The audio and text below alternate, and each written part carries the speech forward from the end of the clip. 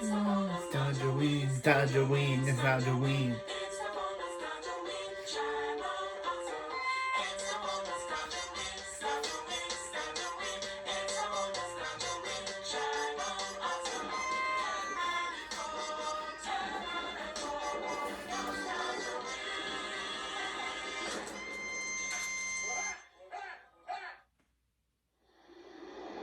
Yeah, we got to continue.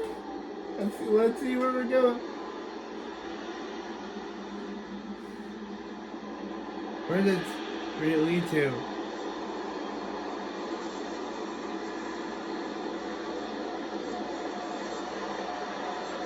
Oh, like back to the studio. Oh, nice. Wait a minute. What? Why does everything seem a little different? What do you think of the place? Huh? It's the Button Eyes, isn't it? Yes, it's the Button Eyes. We're your other Uncle Wise and Aunt Despair. This is your other studio. What about the other studio? Oh, we gave up on that months ago.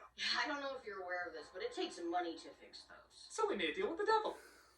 Sup?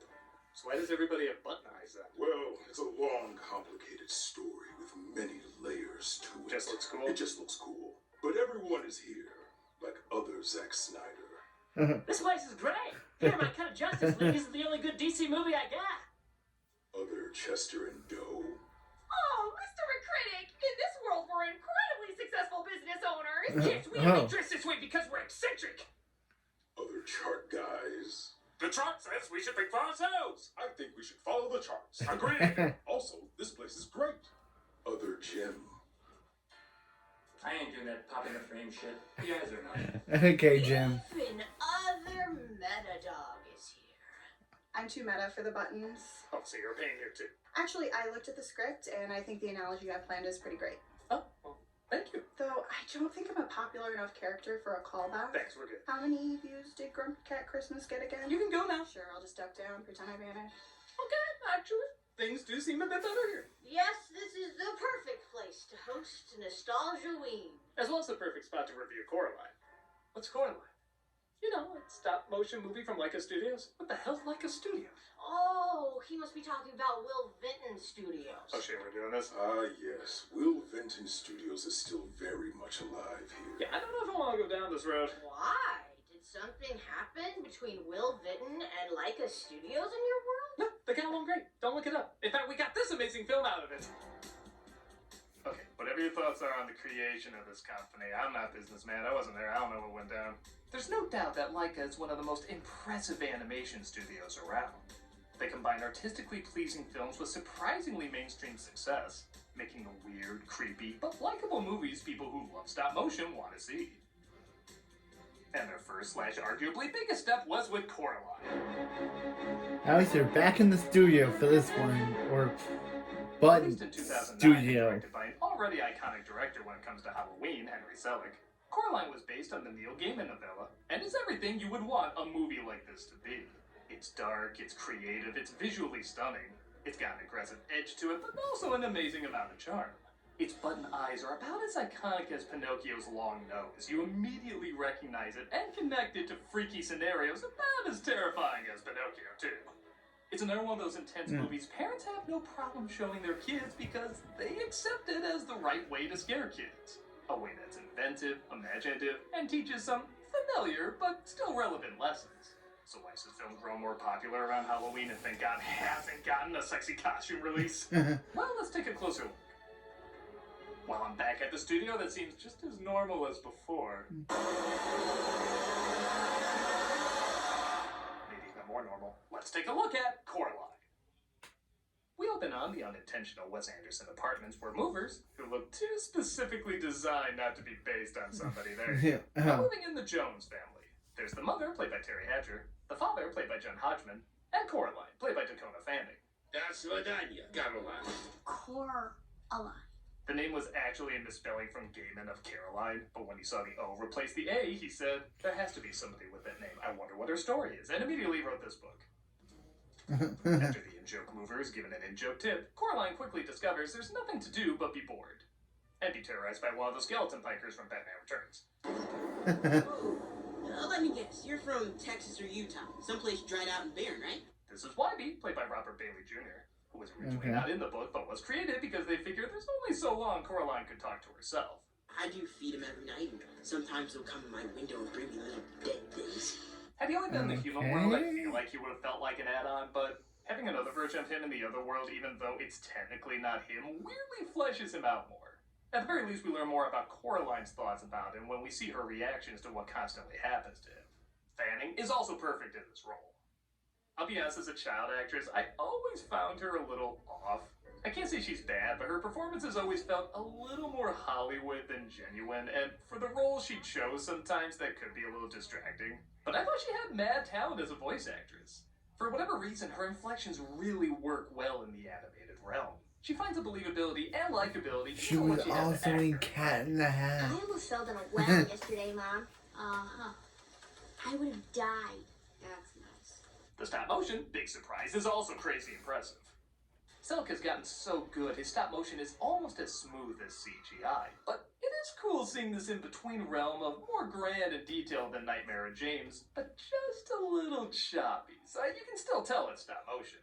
Also, in my opinion, this is the first Selick film that really gets creative with the shots. Don't get me wrong, Nightmare looks great and was a game changer, but a lot of the camera angles were very standard and straightforward. These angles will look amazing in animation or live action. It really feels like they could explore the camera placement as opposed to be limited by it. Mom and Dad get paid to write about plants and hate dirt. Coraline, I don't have time for you right now. I'll admit at first I was thrown off by how dismissive and even mean sometimes the parents could be, but as I get older, I understand a bit more. In most movies, they would be workaholics, and they'd be the ones who'd have to change, but they clearly had a busy time in their lives.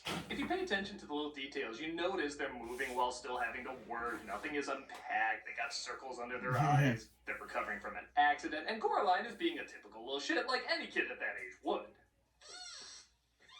Oh, count all the doors and windows and write that down. Just let me work.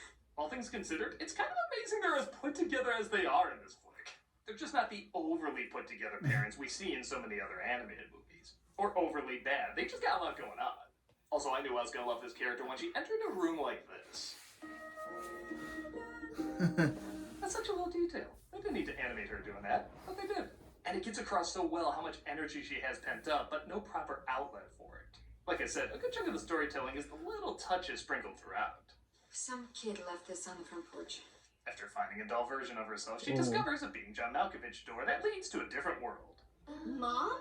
You're just in time for supper, dear. I'm your other mother, silly. The film is very clever at having the colors muted in the real world, but in the other world they're bright and vibrant, trying to be more appealing to her.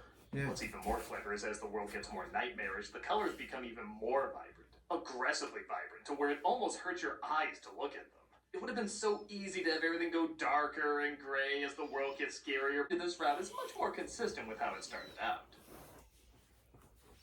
My father can't play piano. No need to. This is Coraline's other mother and other father, who love giving her the perfect world and perfect family she always desired. In the way every kid imagines a perfect family, making everything about the kid. Random note, that's a They Might Be Giants song. That's even John Little's voice singing it. Originally, the movie was gonna be a musical like Selick's other films, but they decided they wanted this one to be a bit more aggressive, so they cut them out. I understand why they did it, but I feel like this film would be pretty cool as a musical. Yeah. I guess they did a stage musical down the line, but not with the They Might Be Giant songs. Come on, if Disney can remake everything under the sun with movies, why can't we remake stage shows? Or just this one. Or just make me happy. Just make me happy! See you soon. Coraline returns home and finds the little door is all bricked up. Of course, her parents think she only dreamed the adventure, and they encourage her to go bug the neighbors. One of them being a Russian animal trainer named Babinski, played by Ian McShane. Here, have beat, make you strong. Weird fact that Russian metal is actually based on a real metal, given to people who helped clean up during the Chernobyl power plant disaster. Wow. I guess that explains his weird complexion. Again, a lot of little details in this. Caroline, подожди, hey! No! Man, he almost went from Father Russia to Mother Russia there for a second. Wow. Voice asked me to give you a message. Do not go through little door. I like the neighbors do help with some of the supernatural elements and aren't just comic relief. Like when Coraline visits two actresses played by Dawn French and Jennifer Saunders. They're called Miss Pink and Miss Forcible. Christ, aren't those some names? Speaking of names, boy, this movie really wants to earn its PG rating, doesn't it? Are those dogs real? Couldn't bear to part with them, so we had them stuffed. I could never do that to my pets. Using their bones to mimic movie posters is more than enough. Oh, Posthumous mama. hey, Chaplin's back. They read her future and see, what a shocker, she's in great danger. As one of them sees a hand that makes quite a few appearances in this, actually. I see a giraffe. Giraffes don't just fall from the sky, Miriam. This is a weird criticism, but I'm actually shocked they don't work in a giraffe falling from the sky in this. Tell me they couldn't figure out a way to do it. Coraline goes back to the other world, which is even more lovely than she remembered last time. I can't believe you did this.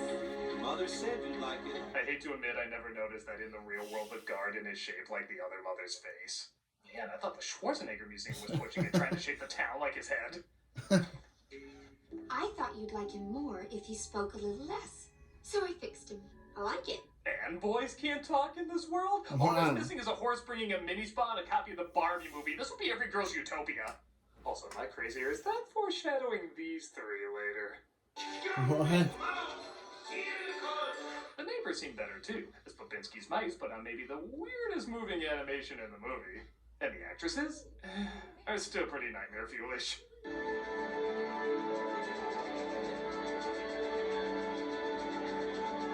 So I'm Whoa. not gonna lie, A theater don't full of like how dogs. these dogs look in real life. So the idea of an entire audience of them looking at me smiling is kind of like the Eyes Wide Shut ball all looking at me. It's 11 herbs and spices, I'm uncomfortable.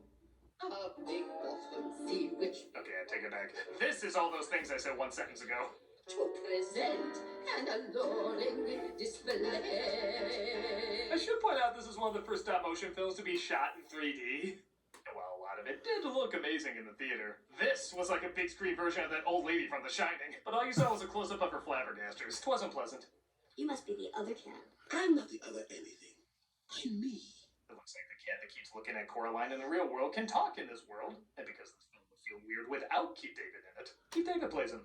You're Of clearly course. the expert on these things. I'm just a big fat wusspuss. No, that's what we saw a second ago. He tells her this place is dangerous and that it's literally too good to be true. You probably think this world is a dream come true, but you're wrong. Don't believe false promises. Jordan Peele's been promising me this for years, and I never got a green light. A cameo in Nope isn't enough, Peele! In real world, Coraline has to go shopping for a school uniform. When she finds a pair of colorful gloves, she shows them off to her mother, who instantly tells her to put them back. My other mother would get them. Maybe she should buy all your clothes. Actually, on that note, I have to keep reminding myself these two are voiced by the same actress.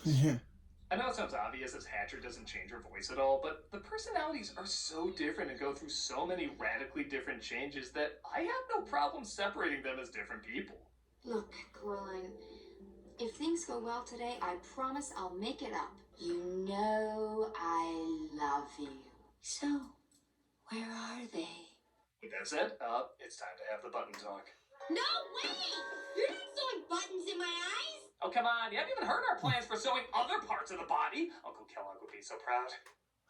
We get, in my opinion, two of the creepiest parts of the movie. One is when a picture of her friends asks where her button eyes are. Hey! Where's your button, Sloper? You want to stay, don't you? They try to sound so normal and so matter-of-fact about it, it's weirdly chilling. The other is when Coraline's father starts falling apart and accidentally tells her the truth. Her strength is our strength. Those might be the scariest white gloves I've ever seen Yeah. since the Cat in the Hat movie. Coraline discovers the illusion only goes so far as the world literally goes in a circle the more she tries to walk away from it. A good visual showing no matter how much she tries to dodge her problems, she'll always end up back to them. Why does she want me? She wants something to love, I think. Something that isn't her. That's such a simple but also disturbing motivation. Most villains want power or recognition or acceptance, but the idea of a villain wanting to care for someone to the point of forcing that care is so unsettling. Yeah. It's like keeping somebody sick so you can feel needed. Stop! It's one of the circus mice! On a funny note, when I saw this movie in the theater, I literally heard a kid go. I love these spirited kids films. The other mother finally reveals her true form, which, if you've been watching closely, she sort of was already, and locks Coraline away until she learns to love her. In the room, she's introduced to the other children she's manipulated into handing over their eyes. So she lured us away with treasures and treats, yet we still want And they're ghosts. These ghost effects are so good. It's such a simple trick, but it gets really trippy result. And you really feel sorry for these literal poor souls. She locked us here and ate up our lives. It's like if Lock, Stock, and Barrel were done by a 24 movie. Mother Wybie saves her and shows her the way out. When she gets back home, though, her parents are suddenly gone. Oh, Mom's groceries! Ugh. Somebody went to Whole Foods. She tries to tell the real Wybie what's going on, who of course doesn't believe her, but something about his reaction seems funnier than other movies that have similar moments like this. Don't believe me? You can ask the cat. How? You're not listening to me. That's because you're crazy. Saying the insult getting ready to run away seems so specifically kiddish. The actresses believe her, though, and give her a viewfinder that seems nonsensical in the real world, but will eventually help her out in the other world. We get both a really sad, but also really funny scene where Coraline makes imitation parents so she doesn't feel alone. Night, Mom. Good night, Dad. Yet somehow you still ignore me less than my real parents. What? She figures out they're in the other world, though, so she finally decides to toughen up and save them. Trying to pull Home Alone, Coraline. Oh. Let's head into that wall Gina and carve ourselves a witch. But second quest link, as the other mother loves playing games, and Coraline says if she can find her parents and the eyes of the ghost children, they can go free. If not, she'll hand herself over. In each of 3 wonders I've made just for you, a ghost's eye is lost in plain sight. This is one of the few parts of the movie that does drag a touch. The scenes are well done, but because there's 4 locations to find the eyes and parents in, it kind of feels like there's 4 climaxes, which we know these 2 wouldn't mind. We're already getting ready for the story to start wrapping up, and this feels a little drawn out. That's it. It does go quickly. It takes about 10 minutes to get to the final confrontation. We get a messed up character death with other Wybie literally being skinned. And it's fun going back and forth, seeing how everything she enjoyed before is transformed. Though I don't care if you turn those dogs into demon bats, it's still not as scary as an audience of them just smiling at you. Be clever, miss. Even if you win, she'll never let you go. Once she finds all the eyes and her parents, she realizes the other mother won't let her go. Most scenes like this require the main character to utilize some abstract thinking or a clever callback, but instead, she just randomly throws the cat at her. I love that something that basically takes no thought ultimately saves the day. She's not out of the woods yet, though, as the world transforms into a giant web. Once again, the animation is so smooth here. It's hard to believe it's stop motion. Also, this hallway edging closer and closer is pretty damn freaky. Shut that door. Yeah, I'm going to rap these 3 kids after this. I have to. But the mother buys her the gloves from the store. I guess that's a decent reward for saving your Just for that joke, I have to do the rap these 3 kids. Believe in Santa. Her in Santa. a dream, though, saying even though their spirits are free, the danger isn't over. You're in terrible danger, girl. It's the key, miss. There's only one at the Beldam. You'll find it. Don't you understand, Rachel? She never sleeps. Yep, fake out ending. What? She has to get rid of the key, and again, while this is pretty short, it's also pretty pointless. I've seen this movie maybe a dozen times, and I always forget this ending is in here. Is there even that big a threat? I mean, what? Is the hand actually gonna drag her all the way from outside to the door? Nothing would get in the way during that walk. The only thing it does is give Wybie something to do, which, for a character that surprisingly wasn't feeling like an add-on, suddenly feels like an add-on here. Yeah.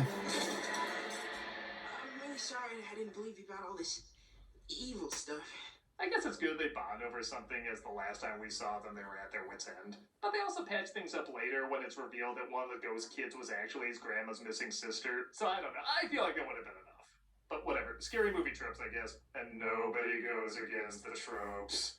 Oh, look, April. Pink ladies. I like as things start to calm down, more color slips its way into the real world, with everybody coming together to work in the garden. Again, it's not perfect, but you feel the effort. Yeah. You were right, Coraline. I really hate dirt.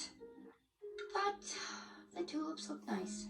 That's the closest to functional family you'll get in this movie. Yeah. It's honestly closer than other families. And that was Coraline. I absolutely loved it back then, and I absolutely love it now. The stop motion is still a marvel all these years later. The characters still feel genuine and real. And while it has clear callbacks to other dark and surreal kid stories, it still has enough originality to be its own thing. I really like we're getting more and more kids' films that are legit trying to be more disturbing and intense. And several of them are coming from Leica Studios. I think Leica is becoming to Halloween in stop motion what Rankin Bass has become to Christmas in stop motion. I've always felt kids can handle more than we give them credit for, and if something looks too scary, they can usually pick up on it and know when to stop. Looking at the promotional material for this film, though, isn't this the movie you thought you would get as a kid? Something you could follow and understand, but would also be pretty dark and creepy. Coraline doesn't lie or water down what it is, and I think that's why both kids and adults love it so much. It gives you all that imaginative wonder, but doesn't skimp out on the harsh moments or smart writing. It's a perfect Halloween movie to give your kids nightmares, but they'll be the best nightmares they ever had. And you know what? This movie taught me a lesson too. I shouldn't have to go to another realm to get another studio. I'm going back to the real world to wait for the real studio to be done there. Well, have I got good news for you then? You're already there! What? But, yeah, this is all the same place. We just convinced everyone you know to trick you. Oh. And you helped out with all this? I haven't been in an episode in a while. Yeah. Well, fine, at least you fixed the studio. Oh, now what? Oh, that's down there. What the hell is that? I don't know, somehow it popped up when we fixed the place. Can't you do anything about it? Me? I don't even know what it is. Blah. Put up with it for the time being. Yeah. Yeah. At least we're back in the studio again. At least that's. Well, at least we'll be filming the rest of Yeah. Nostalgia Wing back at the studio. Yeah. God, I miss my home.